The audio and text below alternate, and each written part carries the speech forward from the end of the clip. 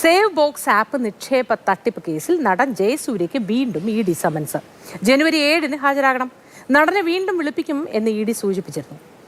S രാഗിൻ ചേരുന്ന വിവരങ്ങളുമായി. രാഗിൻ, good morning. Jayasurya ഇതുമായി ബന്ധപ്പെട്ട പരസ്യത്തിൽ പ്രത്യക്ഷപ്പെട്ടു എന്നതല്ലാതെ യാതൊരു ബന്ധവുമില്ല എന്ന് പറഞ്ഞിരുന്നു. പക്ഷേ ജനുവരി 7-ന് ഹാജരാകാൻ വീണ്ടും ഇ.ഡി. സമൻസ് വന്നിട്ടുണ്ടല്ലോ. വിശദാംശങ്ങൾ എന്താ? തീർച്ചയായും ജയസൂര്യയെ വീണ്ടും വിളിപ്പിക്കുമെന്ന് കഴിഞ്ഞ ദിവസം തന്നെ നമ്മൾ വാർത്ത നൽകിയിരുന്നു. ഇ.ഡി. വൃത്തങ്ങളാണ് അക്കാര്യം സ്ഥിരീകരിച്ചിരുന്നത്. ഇപ്പോൾ 7-ന് ഹാജരാകാനാണ് താരത്തോട് ആവശ്യപ്പെട്ടിരിക്കുന്നത് എന്നതാണ് വ്യക്തമാകുന്ന വിവരം.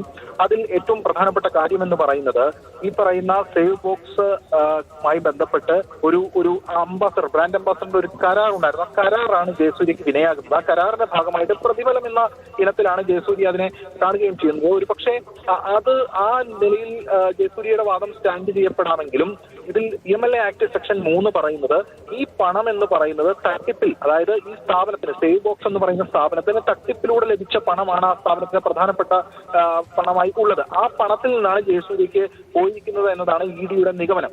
ഈ സാഹചര്യത്തിൽ ആ പണം എന്ന് പറയുന്നത് പ്രൊസീഡ്സ് ഓഫ് ക്രൈം ആണ്, അതായത് ഈ തട്ടിപ്പിൽ നിന്നുള്ള പണമാണ്. അത് ഈ കുറ്റകൃത്യത്തിൽ ഉൾപ്പെട്ടതാണ് എന്നതാണ് ഇ.ഡി വ്യക്തമാക്കുന്നത്.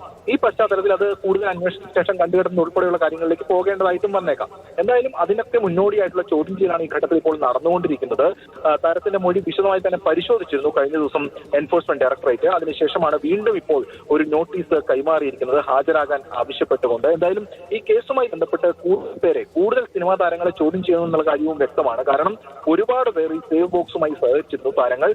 അതിൽ ജയസൂര്യക്ക് ഇത്തരത്തിൽ കരാറുണ്ടായിരുന്നു. അതിൽ കൂടുതൽ പങ്കാളിത്തമുള്ളവരെയും അതുമായി ബന്ധപ്പെട്ട ആളുകളെയും ഒക്കെ ജയസൂര്യക്കൊപ്പം തന്നെ വിളിപ്പിക്കാനുള്ള സാധ്യതകളാണുള്ളത്. അത്തരം കാര്യങ്ങൾ നിൽക്കും. എന്തായാലും ഈ സേവ് ബോക്സിന്റെ ഉടമ സാത്തിക് റഹീം നേരത്തെ പോലീസ് അറസ്റ്റിലായിരുന്നു. വലിയ തോതിലുള്ള വഞ്ചന അല്ലെങ്കിൽ പലരെയും കബളിപ്പിച്ച് പണം തട്ടി എന്നതടക്കമുള്ള കാര്യങ്ങളും അന്ന് പോലീസ് അന്വേഷണത്തിൽ വ്യക്തമായിരുന്നു. തുടർന്നാണ് എൻഫോഴ്സ്മെന്റ് ഡയറക്ടർ ഈ കേസ് ഏറ്റെടുക്കുകയും വിപുലമായ ഒരു അന്വേഷണത്തിന് തുടക്കം കുറിക്കുകയും ചെയ്തിരിക്കുന്നത്.